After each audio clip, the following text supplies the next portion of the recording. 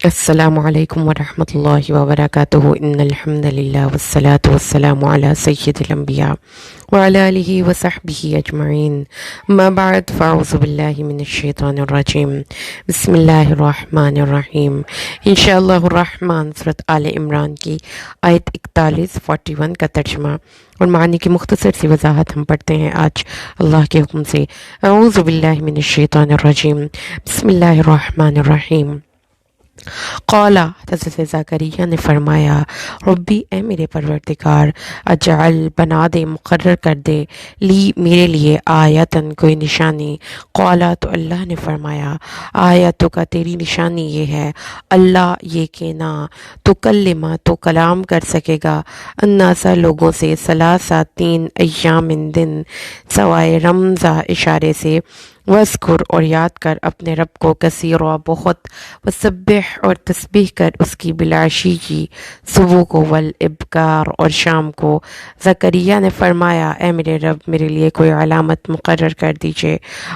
فرمایا، تمہاری علامت یہ ہے کہ تم 3 دن تک اشاروں کے سوا لوگوں سے کوئی بات نہ کر سکو گے، اور اس وقت میں اپنے رب کا بکثرت ذکر کرو، اس کی پاکیزگی صبح اور شام کے وقت بیان کرو۔ آیات کریمہ جو آج زیر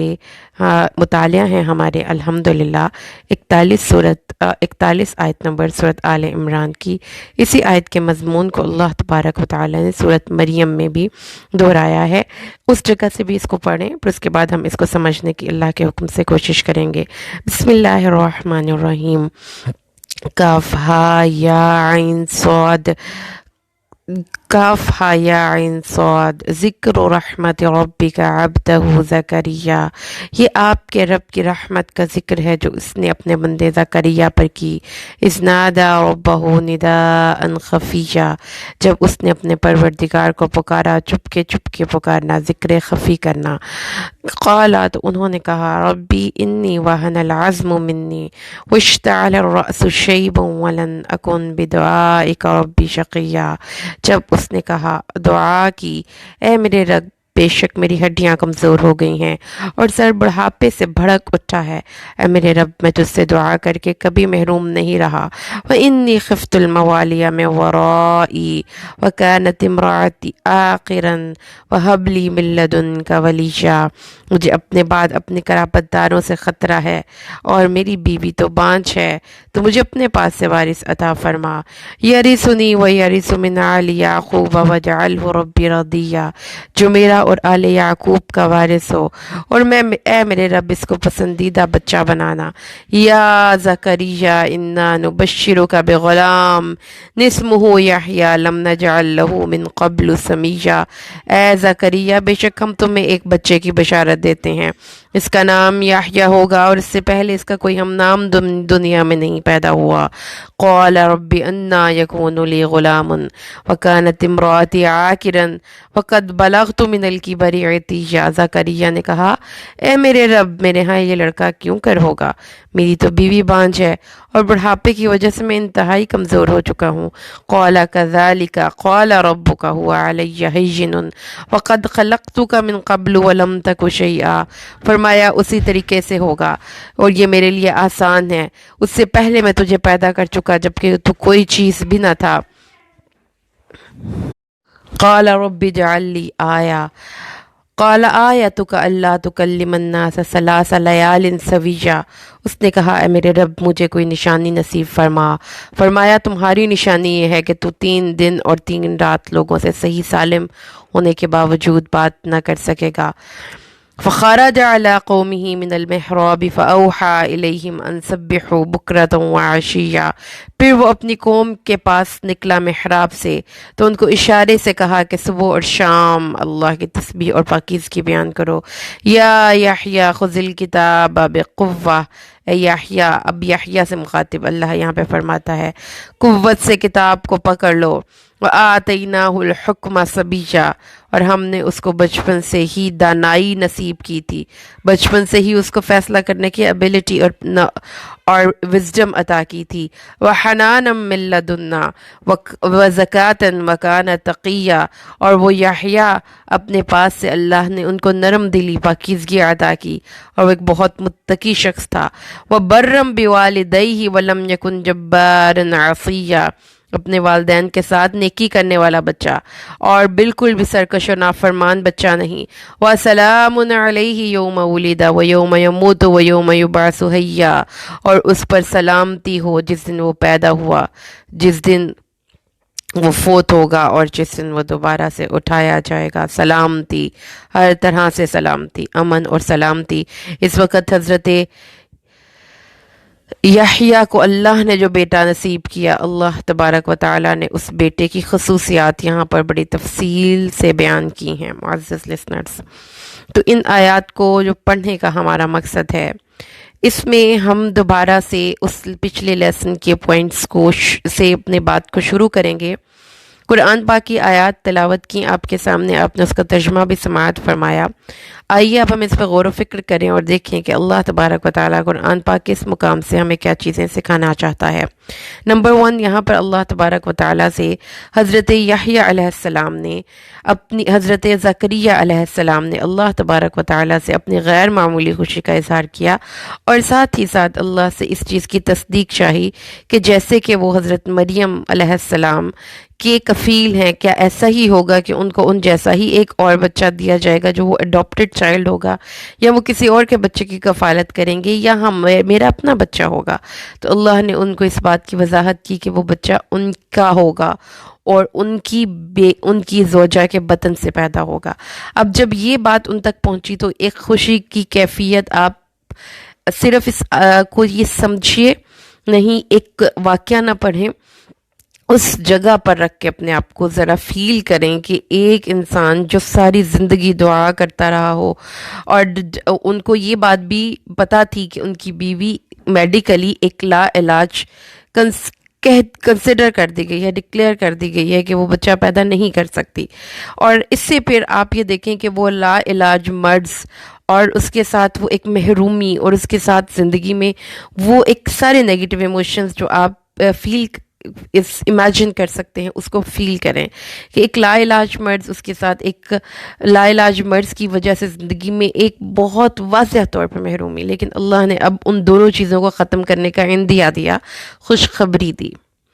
جی اب یہاں پر ہم آ جائیں اس دور سے، قرآن سے اپنی زندگی میں، پریکٹیکل لائف میں۔ جی کسی کو کوئی بہت بڑی خوشی کی خبر ملے، بہت بڑی خوشی کی خبر ملے، جو کہ واضح طور پر سب کو پتہ چل جائے کہ بہت خوشی، بڑی خوشی ہے، تو وہ ہم کیا کرتے ہیں؟ اپنی خوشی کا اظہار کیسے کرتے ہیں؟ جی ہم اللہ کی تسبیح تو بالکل بھی نہیں کرتے۔ آپ کو کہیں پہ کوئی کامیابی مل جائے تو ہم کیا کرتے ہیں؟ Let's party, let's dance. جب کوئی کسی کے بچے کو اللہ تبارک و تعالیٰ کوئی بہت بڑا عہدہ دے دے، لیٹس پارٹی، لیٹس ڈانس۔ آپ کے گھر میں کوئی خوشی کی خبر آئی ہے، کسی کے گھر کوئی بچہ پیدا ہوا ہے، لیٹس پارٹی۔ اور اس کے بعد اگر اللہ تبارک و تعالیٰ نے کسی کے گھر میں کوئی خوشی کی خبر دی ہے، کوئی شادی ہو گئی ہے، تو شادی کا فنکشن شروع ہی ڈھول سے ہوتا ہے، ڈھول بجا بجا کر ہم شیطان کو خوب راضی کرتے ہیں۔ جبکہ یہاں پر اللہ نے ہمیں ایک بہت پیاری جو ہے ایک انالوجی دی ہے، حضرت زکریا جیسی خوشی شاید ہی کسی کو ملے، اتنی بڑی خوشی ان کو ملی ہے، اللہ کی طرف سے ایک بشارت ملی ہے۔ اللہ تعالیٰ نے یہ بتایا ہے کہ ان کی بیوی کی جو ایک لا علاج مرض تھا، جو کہ ایک بانجھ خاتون ہے، جس کو ڈاکٹرز نے، وہاں کے طبیبوں نے، سب نے ایک ڈکلیئر کر دیا ہے کہ she has this physical deformity, she can be a mother. اب وہ ایک ماں نہیں بن سکتی۔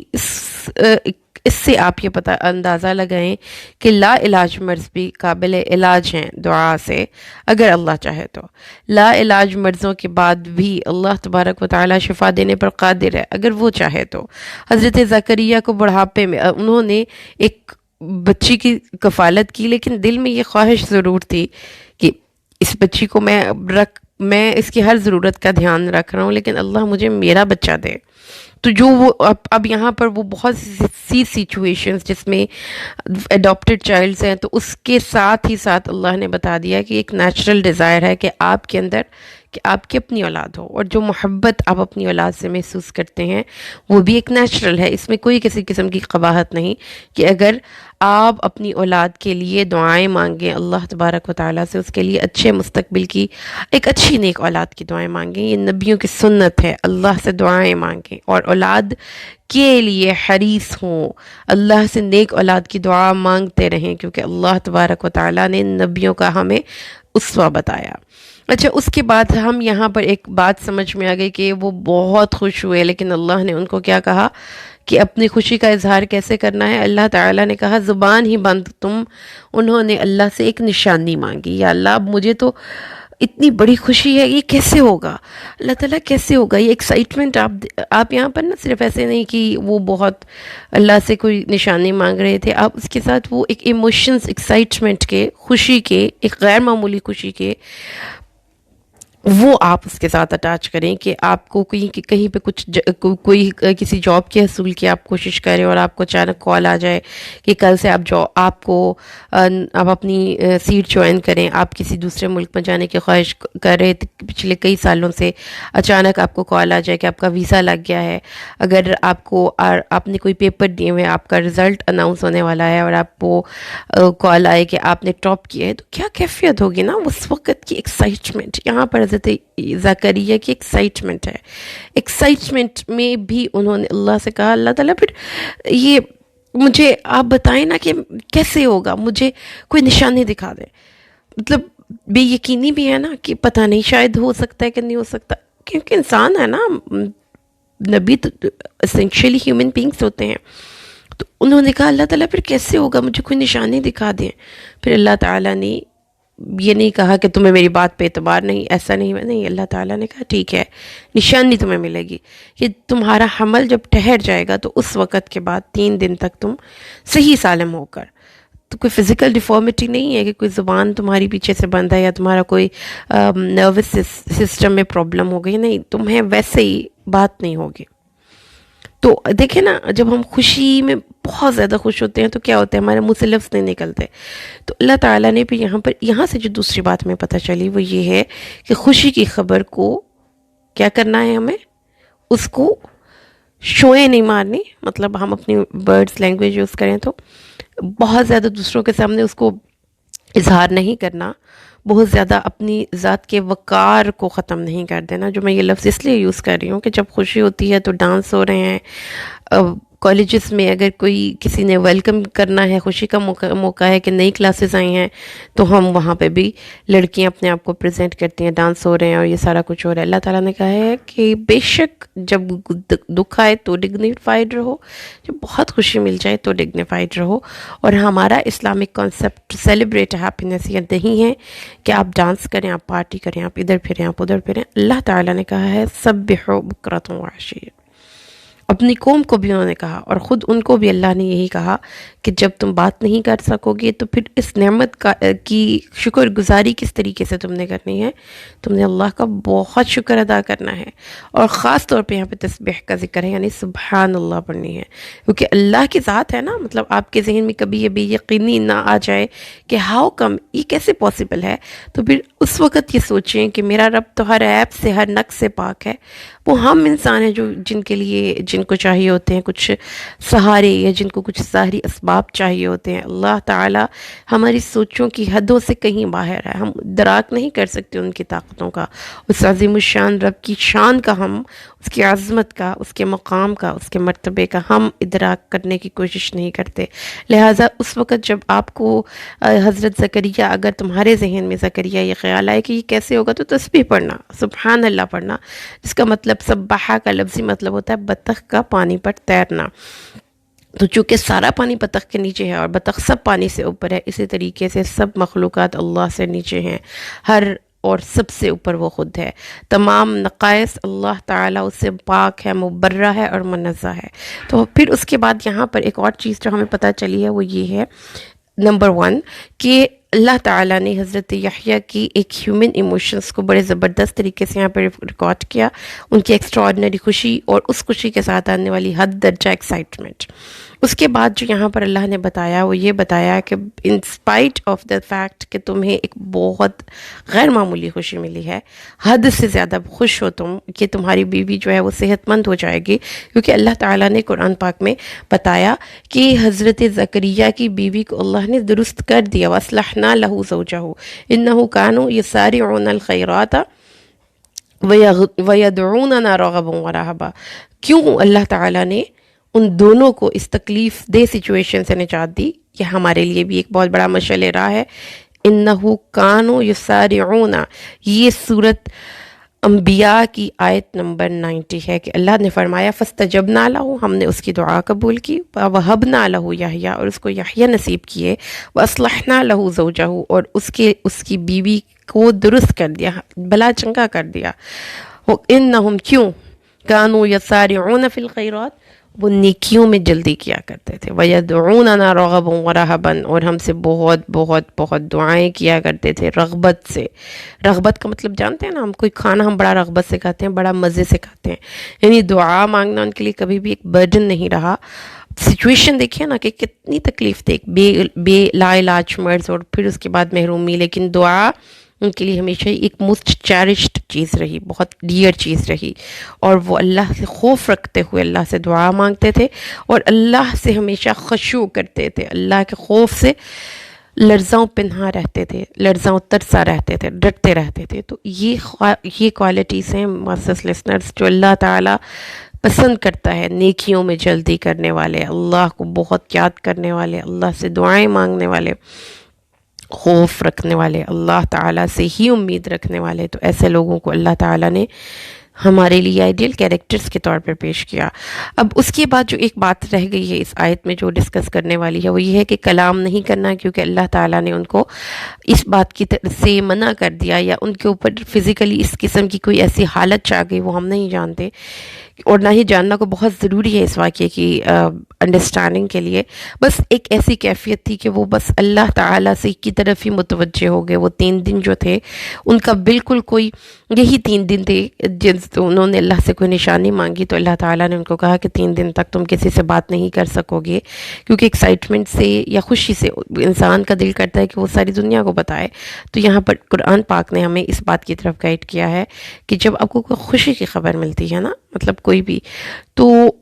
کوشش کریں کہ اس کو زیادہ اس کو ایڈورٹائز نہ کریں، اس کو زیادہ پبلکلی ڈسکلوز نہ کریں۔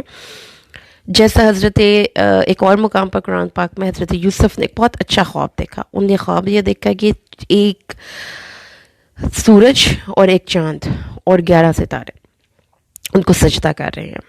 اب یہ خواب تھا جس میں واضح طور پر کوئی بشارت تھی۔ اب اس بشارت کو ڈی کوڈ کر لیا ان کے فادر نے،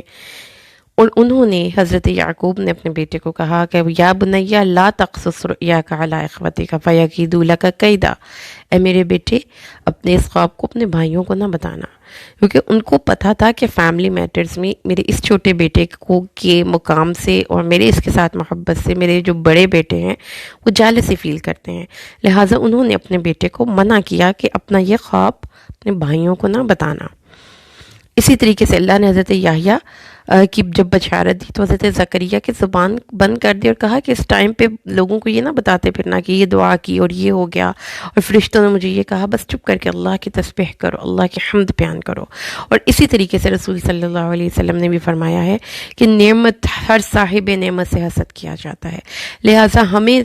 قرآن نے اس بات کی طرف رہنمائی کی ہے کہ ہم اپنی کسی نعمت کا اظہار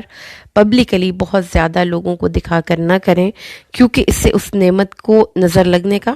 اس نعمت کے بارے میں لوگوں کے دلوں میں حسد پیدا ہونے کا، اور دوسروں کے دلوں کے اندر کی جو ایک محرومیاں ہیں اس کے بھر جانے کا، مطلب معاشرے میں جو انسانوں کی ذہنی صحت ہے وہ برباد ہو سکتی ہے اس وجہ سے۔ لہٰذا جس کو نعمت ملتی ہے وہ صرف اللہ کا شکر ادا کرے، اور شکر ادا کرنے کا طریقہ اللہ تعالیٰ نے یہ نہیں کہا کہ آپ کو محافل ارینج کروائیں، آپ کو محفل میلاد یا کوئی نعت کے کوئی فنکشنز ارینج کروائیں، یا آپ اس طرح سے کچھ نہیں، خاموشی سے چپ کر کے اپنے گھر میں خود بیٹھ کر اللہ کو یاد کریں، تسبیح پڑھیں، جو کہ حضرت زکریا نے کیا۔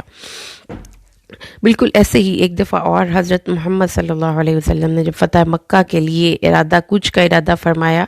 تو آپ نے اپنے اس ارادے کو مخفی رکھا،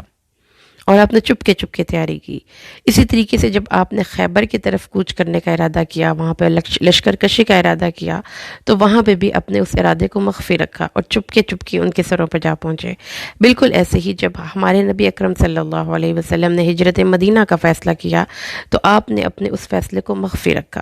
تو ہمیں نبی اکرم صلی اللہ علیہ وسلم کی سے یہ پتہ چلتا ہے، اس سنت سے بھی اور قرآن پاک کے اس مقام سے بھی، اور حضرت یوسف کا جو ہم نے واقعہ پڑھا اس سے بھی، جتنی بھی میری پیاری بہنیں ہیں جو مجھے سن رہی ہیں، کہ آپ پلیز اپنی جو ایک پرائیویٹ لائف ہے اس کو پھر ایڈورٹائز نہ کریں سوشل میڈیا پہ، فیس بک پہ، یا اپنے ٹویٹر اکاؤنٹس پہ، یا اپنے انسٹاگرام کی سٹوریز پہ اس کو سٹوریز بنا کے ہم ڈال دیتے ہیں، یا ہم اپنے واٹس ایپ پہ اسٹیٹس لگا دیتے ہیں کہ مجھے یہ نیا گھر ملا، یہ نئی گاڑی ملی، میرے بچے کو یہ اچیومنٹ، یہ وہ۔ Try to hide it out from those people, جو کہ ہر قسم کے لوگوں سے اس کو بچانے کی ضرورت ہے آپ کو، کیونکہ تمام کے تمام لوگ جو ہیں وہ آپ کی خوشیوں کو دیکھ کر خوش نہیں ہوتے۔ تو اللہ تعالیٰ نے یہاں پر جو ہمیں بہت سے لائف سے ریلیٹڈ لیسنس دیے، ہمیں ایک لا علاج مرض سے اللہ نے دکھایا کہ وہ بھی میں اگر چاہوں تو میں ایک لا علاج مرض بھی ریموو کر سکتا ہوں، میں بہت بڑی محرومیاں ختم کر سکتا ہوں۔ اس کے نتیجے کے طور پر تم لوگ کی زندگی میں بہت بڑے بشارتیں، بہت بڑی بڑی سی خوشخبریاں آ سکتی ہیں، لیکن اس کے بعد ریاکشنز بھی ہمیں نبیوں والا ہی اڈاپٹ کرنا ہے۔ خوشی آئے تو اللہ کے سامنے سر تسلیم خم کرتے ہوئے اسی کا ذکر کریں، کیونکہ جب ہم بہت خوش ہوتے ہیں تب شیطان کو موقع مل جاتا ہے۔ یعنی کہ ہمارے اندر جو ایک ایموشنل فیزز آتے ہیں نا، تو وہ ہمارے اندر وہ لیک پوائنٹس ہوتے ہیں جہاں سے شیطان انٹر ہوتا ہے۔ آپ نارمل لائف میں شیطان آپ پر اس طرح حملہ نہیں کرتا، جب آپ بہت زیادہ ایموشنل کنڈیشن میں ہوتے ہیں، یا خوشی میں، یا غم میں، یا آپ کے اندر کوئی شہوت طاری ہے، یا آپ کو غصہ آیا ہوا ہے، یا آپ کو کسی کے ساتھ بہت پیار محسوس ہو رہا ہے، تو وہ مومنٹس ایسے ہوتے ہیں جب آپ ویک ہو جاتے ہیں، اور ان ویک مومنٹس میں شیطان پھر آپ سے وہ کام کروا لیتا ہے جو اللہ کو نہیں پسند ہوتے۔ لہٰذا ان ویک مومنٹس میں اللہ تعالیٰ نے پھر ہمیں کیا سکھایا؟ دیکھیں، جب کوئی فوت ہو جائے تب بھی ہمیں یہی فرمایا گیا کہ ہم ذکر کریں، اللہ کو یاد کریں، انا للہ پڑھیں، اور جب کوئی بہت بڑی خوشی کی خبر ملے تو اس وقت بھی ہم بہت زیادہ ایموشنل وہ ایک سٹیٹ ہوتی ہے ہماری، تو اس میں بھی شیطان ہم پر حملہ ہو سکتا ہے، ہم سے وہ کام کروا کر جو کہ اللہ کو نہیں پسند۔ اس وقت بھی اپنے آپ کو اسٹرینتھ اپنے ذکر اللہ سے دینی ہے، اور یہاں پر یہ نہیں کہا گیا قرآن خوانی کروائیں، یہ اپنے گھر میں بیٹھ کر اللہ کو یاد کریں، تسبیح پڑھیں۔ اللہ سے دعا کرتے ہیں کہ اللہ تبارک و تعالیٰ قرآن کو سمجھ کر پڑھنے اور اس پر عمل کرنے کی ہم سب کو توفیق عطا فرمائے، آمین۔ بارک اللہ لی و لکم فی القرآن الحکیم ونفعنی وإیاکم